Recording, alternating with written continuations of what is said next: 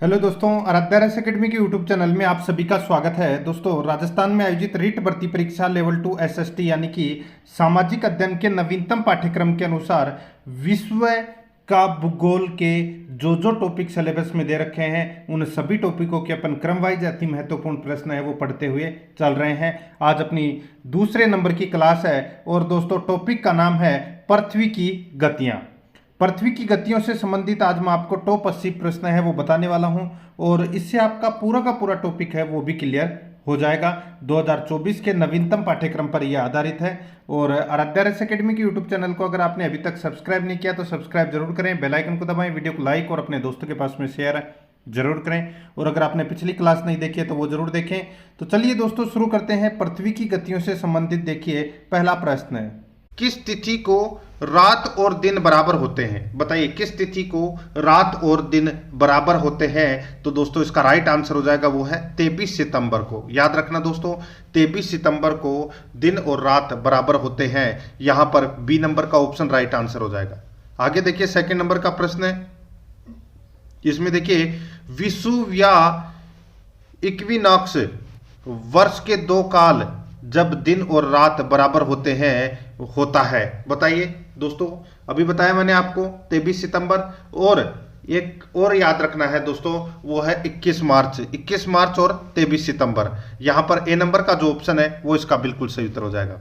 आगे देखिए वर्ष भर रात और दिन कहां बराबर होते हैं? वर्ष भर रात और दिन बराबर कहां पर होते हैं? तो दोस्तों ये होते हैं भूमध्य रेखा पर। कहां पर? भूमध्य रेखा पर। तो यहां पर सी नंबर का ऑप्शन राइट आंसर हो जाएगा, भूमध्य रेखा पर। आगे देखिए उत्तरी गोलार्ध में कर्क संक्रांति के समय 12 घंटे का दिन होगा। बताइए उत्तरी गोलार्ध में कर्क संक्रांति के समय 12 घंटे का दिन होगा। तो दोस्तों इसका राइट आंसर हो जाएगा वो है विषुवत रेखा पर। ठीक है, यहां पर अपना इसमें राइट आंसर हो जाएगा डी नंबर का जो ऑप्शन है वो इसका बिल्कुल सही उत्तर हो जाएगा। अभी मैंने आपको बताया कि वर्ष भर दिन और रात बराबर कहां होते हैं? तो दोस्तों भूमध्य रेखा पर। तो ये भूमध्य रेखा ये राइट आंसर हो जाएगा, इसमें डी नंबर का ऑप्शन बिल्कुल सही। आगे देखिए उत्तरी गोलार्ध में सबसे छोटा दिन होता है। बताइए उत्तरी गोलार्ध में सबसे छोटा दिन है वो कौन सा होता है? बताइए, चार ऑप्शन आपके सामने दिए गए हैं। ये प्रश्न किसी न किसी परीक्षा में पूछे गए प्रश्न भी इसमें शामिल किए गए हैं। ठीक है, उत्तरी गोलार्ध में वर्ष का सबसे छोटा दिन होता है। राइट आंसर हो जाएगा दोस्तों वो होता है 22 दिसंबर। यहां पर इसमें राइट आंसर हो जाएगा 22 दिसंबर। नेक्स्ट आगे देखिए किस तारीख को सबसे बड़ा दिन होगा? बताइए कौन सी तारीख को सबसे बड़ा दिन होगा? राइट आंसर हो जाएगा दोस्तों इसमें वो है 21 जून को सबसे बड़ा दिन होगा। यहां पर सी नंबर का ऑप्शन बिल्कुल सही। आगे देखिए दोस्तों यहां पे 7 नंबर का प्रश्न है, इसमें देखिए दक्षिणी गोलार्ध में सबसे बड़ा दिन है। दक्षिणी गोलार्ध में सबसे बड़ा दिन है तो वो कौन सा है? तो वो है दोस्तों 22 दिसंबर। दक्षिणी गोलार्ध में सबसे बड़ा दिन कौन सा है? तो वो है 22 दिसंबर। याद रखना दोस्तों, ठीक है, याद रखना 22 दिसंबर है ये दक्षिणी गोलार्ध में सबसे बड़ा दिन है। आगे देखिए निम्नलिखित तिथियों में से किस में दोपहर को आपकी छाया सबसे छोटी होती है? यानी कि सूर्य है वो लंबवत चमकता है। तो दोस्तों बताइए किस तारीख को दोपहर को आपकी छाया सबसे छोटी होती है? तो दोस्तों छोटी मतलब शून्य हो जाती है। ठीक है, राइट आंसर हो जाएगा इसमें 21 जून को। राइट आंसर हो यहां पर सी नंबर का ऑप्शन बिल्कुल सही उत्तर हो जाएगा 21 जून को। आगे देखिए ग्रीष्म अयनांत प्रतिवर्ष होता है। ग्रीष्म अयनांत प्रतिवर्ष होता है तो ये होता है दोस्तों 21 जून को होता है, ये 21 जून को। यहां पर डी नंबर का ऑप्शन राइट आंसर 21 जून को। आगे देखिए यदि जून में लंदन में सुबह 10 बजे है तो भारतीय मानक समय होगा दोपहर। बताइए कितने? तो कितना आगे है? 5.5 घंटे आगे है। तो 10 में 5.5 घंटे जोड़ दीजिए, कितना हो जाएगा? तो दोस्तों इसमें कितने बज जाएंगे? तो 3:30 बज जाएंगे। तो यहां पर अपना इसमें राइट आंसर हो जाएगा दोपहर 3:30 बजे। यहां पर बी नंबर का ऑप्शन बिल्कुल सही। आगे देखिए पृथ्वी का झुकाव अपने अक्ष पर, पृथ्वी का झुकाव अपने अक्ष पर 23.4 है। इसका अर्थ है 23.4 है, इसका अर्थ क्या होता है? इसका अर्थ होता है पृथ्वी पर वर्ष भर में ऋतु में परिवर्तन होता है। पृथ्वी पर वर्ष भर में ऋतु में परिवर्तन होता है। तो यहां पर बी नंबर का ऑप्शन राइट आंसर हो जाएगा। आगे देखिए नीचे दिए गए आरेख दिन विशेष पर पृथ्वी की स्थिति को दर्शाता है। ए बी सी डी तथा ई पृथ्वी की स्थितियां हैं। कौन सी स्थिति में दिन का प्रकाश सबसे ज्यादा घंटों तक रहेगा? बताइए दोस्तों, सबसे ज्यादा घंटों तक कौन सा प्रकाश रहेगा इसमें? यहां पर देखिए ए बी सी डी दिया हुआ है, तो यहां पर इसका राइट आंसर क्या हो जाएगा? वो है दोस्तों, इसमें देखिए डी का प्रकाश है, डी का जो प्रकाश है ये दोस्तों सबसे ज्यादा घंटों तक रहेगा। तो यहां पर अपना इसमें राइट आंसर डी नंबर का जो ऑप्शन है वो इसका बिल्कुल सही उत्तर हो जाएगा। ठीक है, ये यूं घूमेगा तो डी का सबसे ज्यादा समय तक रहेगा। आगे देखिए दोस्तों, यहाँ पे पृथ्वी द्वारा सूर्य के चारों ओर घूमने को क्या कहा जाता है? पृथ्वी द्वारा सूर्य के चारों ओर घूमने को क्या कहा जाता है? तो इसको कहा जाता है दोस्तों परिक्रमण काल। क्या कहा जाता है? परिक्रमण काल कहा जाता है। डी नंबर ऑप्शन बिल्कुल सही। देखिए ज्यादा से ज्यादा आपको सुनने की कोशिश करना है, क्योंकि सुनने से ज्यादा याद होता है। आगे देखिए, पृथ्वी अपने अक्ष पर घूमती है। पृथ्वी अपने अक्ष पर घूमती है, यह भी प्रश्न काफी बार परीक्षा में पूछा जा चुका है। राइट आंसर हो जाएगा पश्चिम से पूर्व की ओर घूमती है दोस्तों। राइट आंसर इसमें ए नंबर ऑप्शन बिल्कुल सही। आगे देखिए, पृथ्वी दिन कहलाता है। बताइए पृथ्वी दिन कहलाता है तो कौन सा कहलाता है दोस्तों?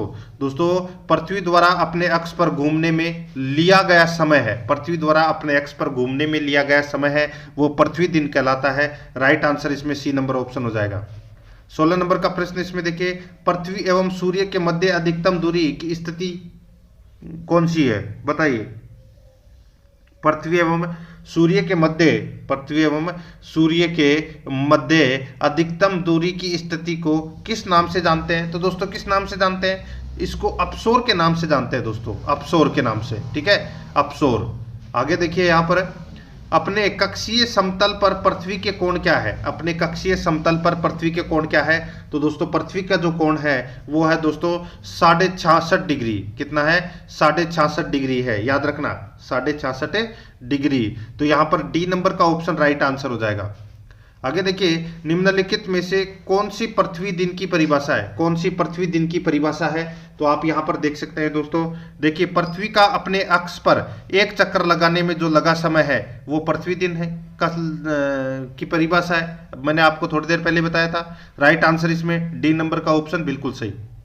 आगे देखिए, जब दिन और रात की अवधि बराबर होती है तो सूर्य की किरणें सीधी पड़ती है। कहां पर? अभी बताया था मैंने आपको दोस्तों, इसका राइट आंसर हो जाएगा भूमध्य रेखा पर। यहां पर इसमें बी नंबर का ऑप्शन राइट आंसर हो जाएगा। ठीक है, आगे देखिए, निम्नलिखित तिथियों में से किस पर ग्रीष्म अयनांत होता है? तो बताइए ग्रीष्म अयनांत कौन सी तिथि पर होता है? बताया था दोस्तों ये भी मैंने आपको 21 जून। तो यहां पर इसमें राइट आंसर हो जाएगा डी नंबर का ऑप्शन है वो इसका बिल्कुल सही उत्तर हो जाएगा 21 जून। ठीक है, अभी बताया था मैंने आपको कि दोस्तों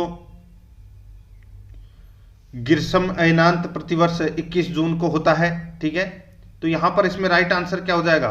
वो है डी नंबर का जो ऑप्शन है वो इसका बिल्कुल सही उत्तर हो जाएगा। आगे देखिए दोस्तों, यहां पे देखिए प्रदीप्ति वर्त है। बताइए प्रदीप्ति वर्त क्या है? ये तो सभी को पता होना चाहिए दोस्तों। प्रदीप्ति वर्त है ये क्या है? तो ये दोस्तों वर्त जो ग्लोब पर दिन को रात से विभाजित करता है, वर्त जो ग्लोब पर दिन को रात से विभाजित करता है वो कहलाता है प्रदीप्ति वर्त। तो यहां पर अपना इसमें बी नंबर का ऑप्शन राइट आंसर हो जाएगा।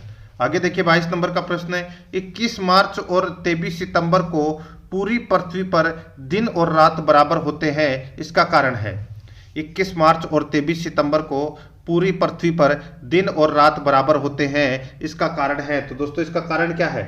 इसका कारण है सूर्य की किरणें विषुवत वर्त पर सीधी पड़ती है और इस स्थिति में कोई ध्रुव सूर्य की ओर झुका नहीं होता है। ठीक है, तो यहां पर अपना इसमें right answer A number option हो जाएगा।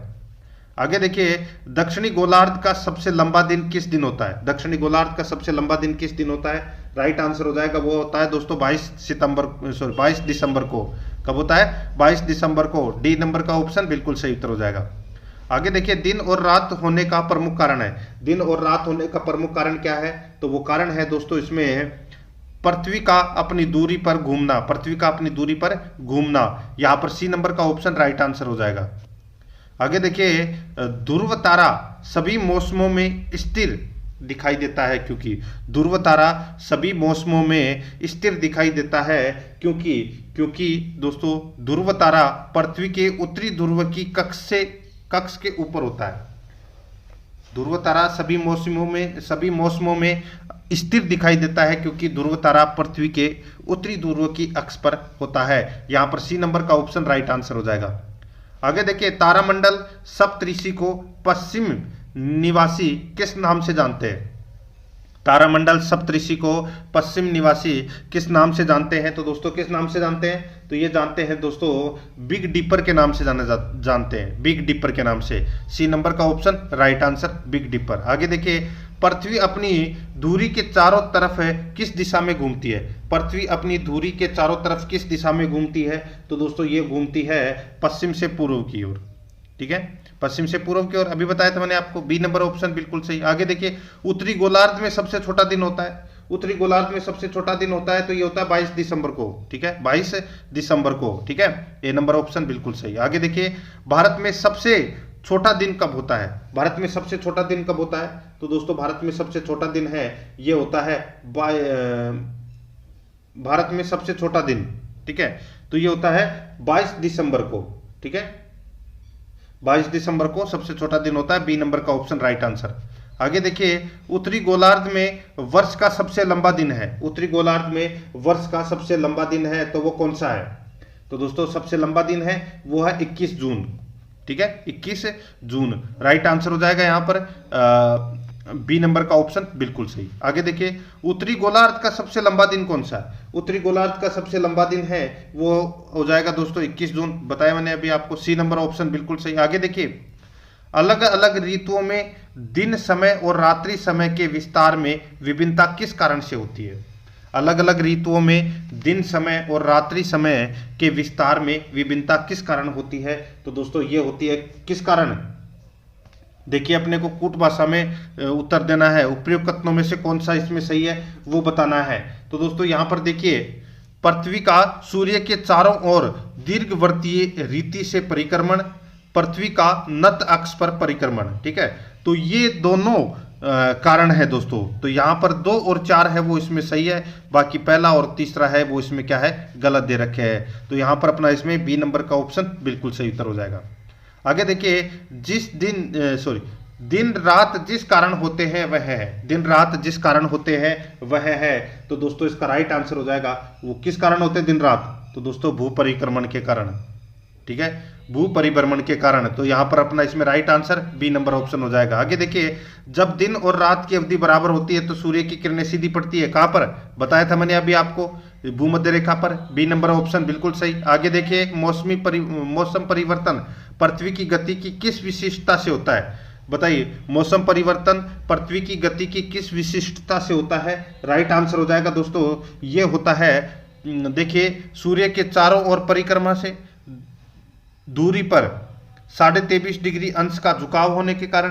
तो दोस्तों इसमें दोनों ही कथन है वो क्या है, सत्य है। तो यहां पर सी नंबर का ऑप्शन राइट आंसर हो जाएगा दोस्तों, C number option right answer. आगे देखिए, मौसम बदलने का क्या कारण है? मौसम बदलने का क्या कारण है? तो दोस्तों मौसम बदलने का कारण है पृथ्वी का सूर्य के चारों ओर चक्कर लगाना, वह अपने अक्ष पर झुका होना। यहां पर सी नंबर का ऑप्शन राइट आंसर हो जाएगा। ठीक है, ये प्रश्न दोस्तों काफी बार परीक्षा में पूछा जा चुका है। ठीक है, आगे देखिए, यहां पर अगर सूर्य और पृथ्वी के बीच की दूरी 1/4 कम हो जाए तो सबसे अधिक संभावना किस बात की होगी? अगर सूर्य और पृथ्वी के बीच की दूरी 1/4 कम हो जाए तो सबसे अधिक संभावना किस बात की होगी? राइट आंसर हो जाएगा वो है दोस्तों, हमारे वर्ष की अवधि कम हो जाएगी। हमारे वर्ष की अवधि क्या हो जाएगी? कम हो जाएगी। सी नंबर ऑप्शन बिल्कुल सही। देखिए, कथन ए और कारण आर दिया गया है, बताना है कि कौन सा सही है। ठीक है, देखिए यहां पर कृत्रिम उपग्रह हमेशा पृथ्वी से पूर्वी दिशा में छोड़े जाते हैं, गलत हो जाएगा दोस्तों, हमेशा पूर्वी दिशा में नहीं छोड़े जाते। ठीक है, तो और देखिए, पृथ्वी पश्चिम से पूर्व की ओर चक्कर लगाती है, इसलिए उपग्रह को निकास वेग मिल जाता है, बिल्कुल सही है। तो यहाँ पे पश्चिम दिशा में छोड़े जाते हैं, तो यहाँ पर पहला नंबर का है वो कथन इसमें गलत हो जाएगा, और कारण है वो क्या है, इसमें सही है। तो यानी कि ए गलत और आर सही है। तो यहाँ पर अपना इसमें राइट आंसर डी नंबर का ऑप्शन बिल्कुल सही उत्तर हो जाएगा। आगे देखिए, पृथ्वी के परितः घूमने वाले उपग्रह से बाहर गिराई गई गेंद। पृथ्वी के परितः घूमने वाले कृत्रिम उपग्रह से बाहर गिराई गई गेंद दोस्तों पृथ्वी के परितः उपग्रह के समान आवर्तकाल के साथ उसी की कक्षा में घूमती रहेगी। यहां पर डी नंबर का ऑप्शन बिल्कुल सही उत्तर हो जाएगा। आगे देखिए, पृथ्वी पश्चिम से पूर्व की ओर कितने समय में अपना परिभ्रमण पूरा करती है? पृथ्वी पश्चिम से पूर्व की ओर कितने समय में अपना परिभ्रमण पूरा करती है? इसका राइट आंसर हो जाएगा वो है दोस्तों, इसमें बताइए कौन सा, तो वो है 23 घंटे 56 मिनट 4 सेकंड में। यहाँ पर सी नंबर का ऑप्शन बिल्कुल सही उत्तर हो जाएगा। आगे देखिए, एक सौर दिवस की अवधि कितनी होती है? एक सौर दिवस की अवधि कितनी होती है? तो ये होती है दोस्तों 24 घंटे।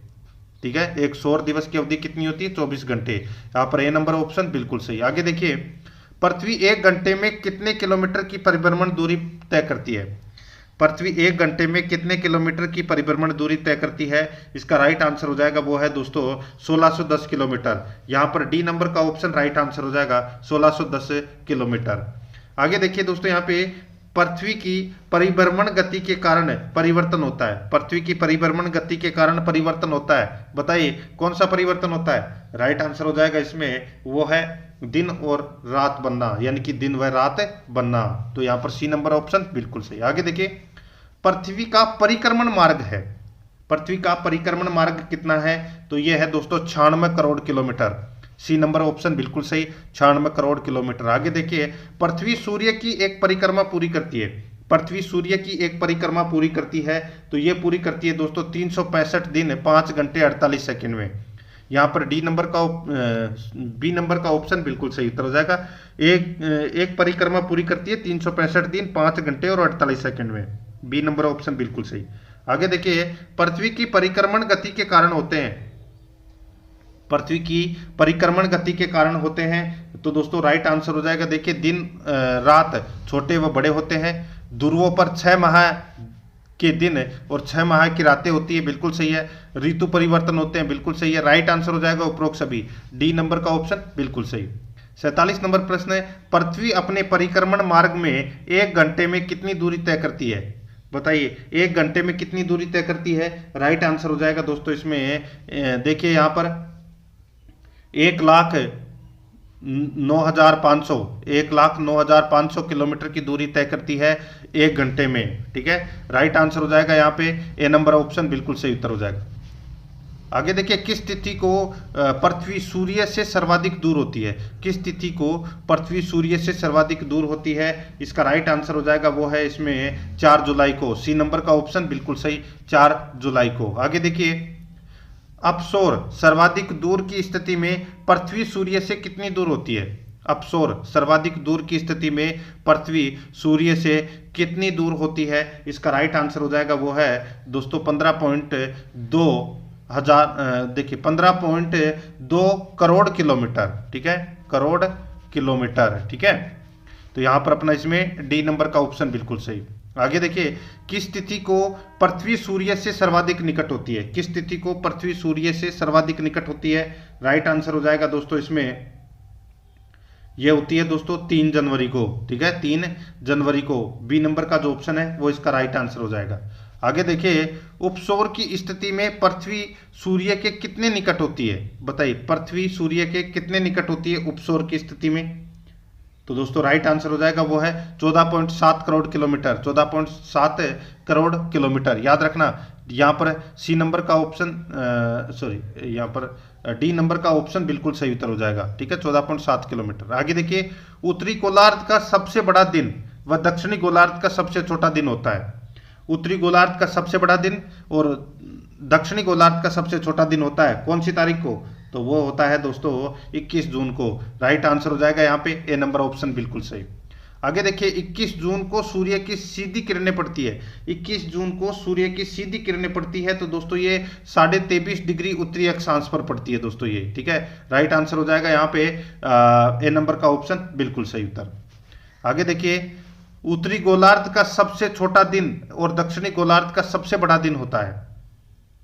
ठीक है, उत्तरी गोलार्ध का, अभी मैंने इससे पिछले प्रश्न में पूछा था, दक्षिणी गोलार्ध का सबसे बड़ा दिन और दक्षिणी गोलार्ध का सबसे छोटा दिन होता है 21 जून को। अब यहाँ पे पूछा गया है कि उत्तरी गोलार्ध का सबसे छोटा दिन और दक्षिणी गोलार्ध का सबसे बड़ा दिन होता है, तो ये होता है दोस्तों 22 दिसंबर को। याद रखना है, यहाँ पर बी नंबर का ऑप्शन बिल्कुल सही। आगे देखिए, किन तिथियों को दिन व रात बराबर होते हैं। किन तिथियों को दिन व रात बराबर होते हैं? राइट आंसर हो जाएगा 21 मार्च और 23 सितंबर को दोस्तों दिन और रात बराबर होते हैं। राइट आंसर हो जाएगा यहाँ पर ए नंबर ऑप्शन बिल्कुल सही।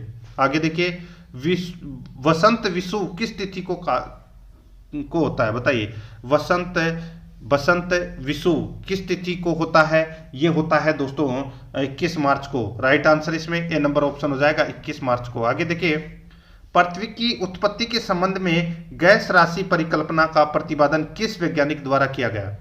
पृथ्वी की उत्पत्ति के संबंध में गैस राशि परिकल्पना का प्रतिपादन किस वैज्ञानिक द्वारा किया गया? इसका राइट आंसर हो जाएगा वो है इमैनुअल कांट। यहां पर ए नंबर का ऑप्शन बिल्कुल सही। आगे देखिए, कास्टे दे बफन सर्वप्रथम पृथ्वी की उत्पत्ति की तर्कपूर्ण वैज्ञानिक संकल्पना का प्रतिपादन कब किया गया?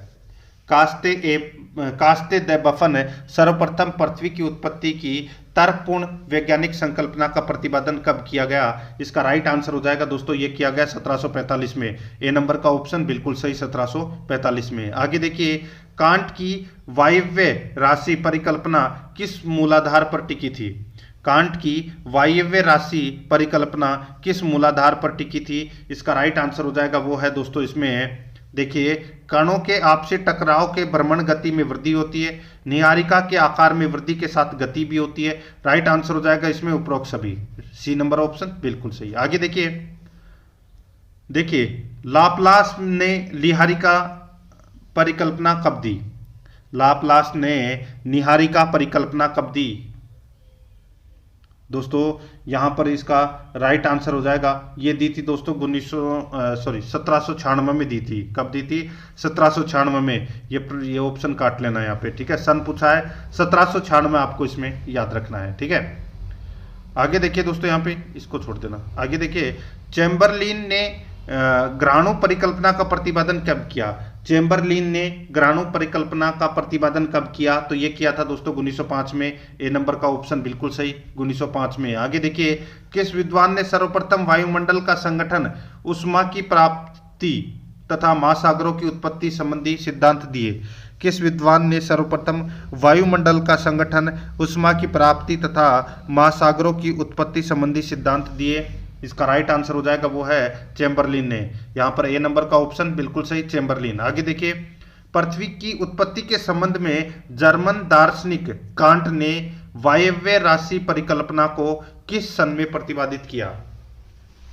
पृथ्वी की उत्पत्ति के संबंध में जर्मन दार्शनिक कांट ने वायव्य राशि परिकल्पना को किस सन में प्रतिपादित किया? इसका राइट आंसर हो जाएगा ये किया दोस्तों 1755 में। ये नंबर ऑप्शन बिल्कुल सही 1755 में। आगे देखिए, कौन सी परिकल्पना निहारिका परिकल्पना की आधारशिला बनी? कौन सी परिकल्पना निहारिका परिकल्पना की आधारशिला बनी? राइट आंसर हो जाएगा दोस्तों वो है वायव्य राशि परिकल्पना। बी नंबर ऑप्शन बिल्कुल सही। आगे देखिए, निहारिका परिकल्पना के विपरीत चैम्बरलिन ने 1905 में पृथ्वी की उत्पत्ति के संबंध में कौन सी परिकल्पना प्रस्तुत की? तो कौन सी परिकल्पना प्रस्तुत की? तो वो है ग्राणु परिकल्पना प्रस्तुत की। ए नंबर का ऑप्शन बिल्कुल सही। आगे देखिए, ज्वारीय परिकल्पना किसने प्रतिपादित की थी? ज्वारीय परिकल्पना किसने प्रतिपादित की थी? राइट आंसर हो जाएगा वो है दोस्तों जेम्स जिन्स ने। यहां पर सी नंबर का ऑप्शन बिल्कुल सही उत्तर हो जाएगा। आगे देखिए, जेम्स जिन्स की ज्वारीय परिकल्पना में किसने संशोधन किया? जेम्स जिन्स की ज्वारीय परिकल्पना में किसने संशोधन किया? राइट आंसर हो जाएगा ये किया था दोस्तों जेफ्रीज ने। यहां पर बी नंबर का ऑप्शन राइट आंसर जेफ्रीज ने। आगे देखिए, जेम्स जिन्स ने ज्वारीय परिकल्पना का प्रतिपादन किस सन में किया? जेम्स जिन्स ने ज्वारीय परिकल्पना का प्रतिपादन किस सन में किया? राइट आंसर हो जाएगा वो किया था दोस्तों 1919 में। यहां पर सी नंबर ऑप्शन बिल्कुल सही। आगे देखिए, जेफ्रीज ने जेम्स जिन्स की ज्वारीय परिकल्पना में संशोधन प्रस्तुत किया, तो ये प्रस्तुत किया था दोस्तों 1943 कब किया था? ये किया था दोस्तों 1929 में, ठीक है 1929 में। सी नंबर ऑप्शन बिल्कुल सही। आगे देखिए, ओटो शिमिड की अंतरतारक धूल परिकल्पना किस सन में प्रतिपादित की गई? तो कौन सी सन में प्रतिपादित की गई? तो ये की गई 1943 में। यहां पर ए नंबर का ऑप्शन बिल्कुल सही। आगे देखिए, अद्वैतवादी संकल्पना का विचारक नहीं है, अद्वैतवादी संकल्पना का विचारक नहीं है, तो वो है दोस्तों चेम्बरलिन। यहां पर डी नंबर का ऑप्शन बिल्कुल सही उत्तर हो जाएगा, चेम्बरलिन। आगे देखिए, देखिए द्वैतवादी संकल्पना का विचारक है, द्वैतवादी संकल्पना का विचारक है तो वो कौन है, तो वो है जेम्स जीन्स। ए नंबर ऑप्शन बिल्कुल सही। आगे देखिए, रदरफोर्ड ने रेडियो सक्रिय पदार्थों के आधार पर चट्टानों की आयु निर्धारण का प्रयोग किस सन में किया, तो कौन सी सन में किया, ये इन्होंने किया था 1904 में। यहां पर बी नंबर ऑप्शन बिल्कुल सही। आगे देखिए, जोली के अनुसार अपने प्रयोग के आधार पर सागरों में लवणता की मात्रा ज्ञात की गई। सागरों में लवणता की मात्रा है ये दोस्तों 1.6 × 10⁻32 ग्राम दर्ज की गई है, मात्रा ज्ञात की है। राइट आंसर हो जाएगा इसमें ए नंबर ऑप्शन बिल्कुल सही।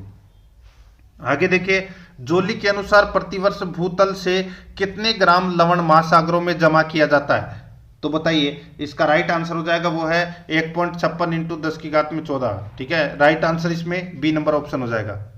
आगे देखिए, तेजोदगार तत्वों के आधार पर पृथ्वी की प्राचीनतम चट्टानों की आयु, पृथ्वी की प्राचीनतम चट्टानों की आयु दोस्तों इसमें 3 अरब 70 करोड़ है, 3 अरब 70 करोड़। यहां पर ए नंबर का ऑप्शन बिल्कुल सही उत्तर हो जाएगा। आगे देखिए, भूवैज्ञानिक समय मापनी पर सबसे बड़ी इकाई है, तो दोस्तों सबसे बड़ी इकाई है तो इसका राइट आंसर हो जाएगा वो है दोस्तों इसमें कौन सा, तो वो है महाकल्प। यहां पर डी नंबर का ऑप्शन बिल्कुल सही, महाकल्प। आगे देखिए, मत्स्य युग किसे कहते हैं, मत्स्य युग किसे कहते हैं, तो ये कहते हैं दोस्तों डेवोनियन काल, मत्स्य युग को कहते हैं। ए नंबर ऑप्शन बिल्कुल सही। आगे देखिए, कोयला युग किसे कहते हैं, कोयला युग किसे कहते हैं, तो दोस्तों ये कहते हैं कार्बोनिफेरस युग को कोयला युग कहते हैं। बी नंबर ऑप्शन बिल्कुल सही। आगे देखिए, खड़िया युग कहा जाता है, खड़िया युग किसे कहा जाता है दोस्तों, ये कहा जाता है किसे, तो ये क्रिटेशियस युग को कहा जाता है दोस्तों, खड़िया युग। ठीक है, तो यहां पर अपना इसमें राइट आंसर हो जाएगा सी नंबर का ऑप्शन बिल्कुल सही। तो दोस्तों इसी के साथ मैंने आपको ये पृथ्वी की गतियां से संबंधित ये प्रश्न कंप्लीट करवा दिए गए हैं और रीट भर्ती परीक्षा लेवल 2 SST से संबंधित ये टॉपिक था। और अगर आपने पिछली क्लासें और नहीं देखी है तो दोस्तों वो जरूर देखें, प्लेलिस्ट में जाओगे तो वहाँ पे आपको अलग अलग फोल्डर मिल जाएंगे। ठीक है, और अध्यारस एकेडमी के यूट्यूब चैनल को अगर आपने अभी तक सब्सक्राइब नहीं किया तो सब्सक्राइब जरूर करें, बेल आइकन को दबाएं, वीडियो को लाइक और अपने दोस्तों के पास में शेयर जरूर करें। मिलते हैं दोस्तों नेक्स्ट वीडियो में। जय हिंद, जय भारत।